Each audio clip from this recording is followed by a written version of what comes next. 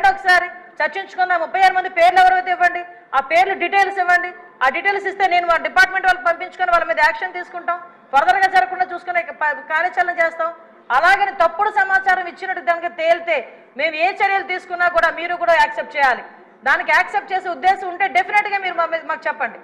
అంటే ఈ రాష్ట్ర ప్రతిష్టను దెబ్బతినడానికి ఏదో రకంగా చంద్రబాబు నాయుడు గారి మీద, ఎన్డీఏ కూటమి మీద, పవన్ కళ్యాణ్ గారి మీద, లోకేష్ గారి మీద బురద చల్లడానికి మాట్లాడితే లోకేష్ బాబు గారి చేతిలో రెడ్ బుక్ ఉంది అంటారు. అరే రెడ్ బుక్ గురించి నీ కార్యకర్తలే పట్టించుకోవట్లేదు, నీకు మాత్రం నిద్ర రావట్లేనట్టుంది రెడ్ బుక్ గురించి ఆలోచించుకుంటా ఉంటే. విషయం ఏంటంటే ఆ రెడ్ బుక్ అనేది అవినీతి చేసిన వాళ్ళు, తప్పుడు పనులు చేసిన వాళ్ళ గురించి. ఈరోజు భుజాలు తడుముకుంటున్నారు, నాకు అర్థం కావట్లే. దయచేసి ఒకటే చెప్తున్నాను అధ్యక్ష, ఇటువంటి చవకబారు ఆరోపణలు గవర్నమెంట్ మీద చేసి, చవకబారు ప్రశ్నలు వేసి రాష్ట్ర ప్రతిష్టను దెబ్బతీయకుండా ఉండే పరిస్థితి పులివెందుల ఎమ్మెల్యేకి రావాలని మనస్ఫూర్తిగా కోరుకుంటూ సెలవు తీసుకుంటున్నాను అధ్యక్ష. నెంబర్స్ నేనైతే ఇవ్వడం జరిగింది అధ్యక్ష. ఇవన్నీ పక్కన పెడితే ఇప్పటికీ కూడా చాలా మంది తెలుగుదేశం పార్టీ కార్యకర్తల మీద వైఎస్ఆర్సీపీ నాయకులు సోషల్ మీడియాలో దాడి చేస్తున్నారు, వ్యక్తిగతంగా దాడులు చేస్తున్నారు, వాళ్ళ ఆస్తుల మీద దాడులు చేస్తున్నారు. అంటే ఇప్పటికీ కూడా అంటే ఎందుకు చెప్తున్నానంటే వాళ్ళు తిరిగి మేం చేస్తున్నామని చెప్పి టీడీపీ వాళ్ళు చేస్తున్నారు, జనసేన వాళ్ళు చేస్తున్నారు, బీజేపీ వాళ్ళు చేస్తున్నారని చెప్పి ఢిల్లీ నడివీధుల్లో కూర్చొని 36 మంది పొలిటికల్ హత్యలు జరిగినాయని ఎంత సిగ్గు లేకుండా మాట్లాడుతున్నారో ఒకసారి మనం కూడా ఆలోచించుకోవాలి అధ్యక్ష. ఇది రాష్ట్ర ప్రతిష్టకు సంబంధించిన విషయం అధ్యక్ష. ఈరోజు 45 రోజుల్లోని ఒక ప్రతిపక్ష హోదా కూడా లేని ఒక ఎమ్మెల్యే, ఒక ప్రతిపక్ష సంబంధించిన ఎమ్మెల్యే ఢిల్లీ దగ్గరికి వెళ్ళి 36 హత్యలు, రాజకీయ హత్యలు జరిగినాయి అంటే ఢిల్లీ మీడియా అడిగింది 36 మంది పేర్లు ఉన్నాయని అడిగితే కనీసం పేర్లు కూడా చెప్పడానికి ఇష్టపడక, పేర్లు లేవు కాబట్టి చెప్పలేక పక్కకి వెళ్ళిపోయే పరిస్థితి. ఈరోజు మేము అడుగుతున్నాం, అరే 36 హత్యలు జరుగుతున్నాయని అడుగుతున్నావు, ఎక్కడికో వెళ్ళి మాట్లాడుతున్నావు, అసెంబ్లీ సమావేశాలు జరుగుతున్నాయి, అక్కడికి వెళ్ళి ధర్నా చేసావు. ఈ రోజు ఇక్కడికి ఆల్రెడీ నువ్వు అమరావతి వచ్చావన్న సంగతి ఇక్కడ మా అందరికీ తెలుసు.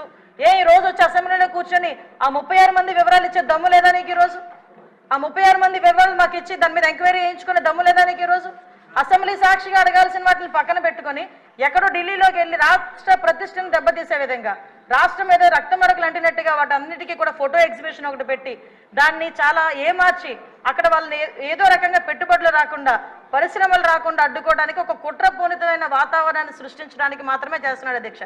ఇతగారి తాలూకా నైజం కూడా చెప్పాలి అధ్యక్ష. అధికారంలోకి వచ్చిన తర్వాత 2024 అధికారంలోకి వచ్చింది అధ్యక్ష.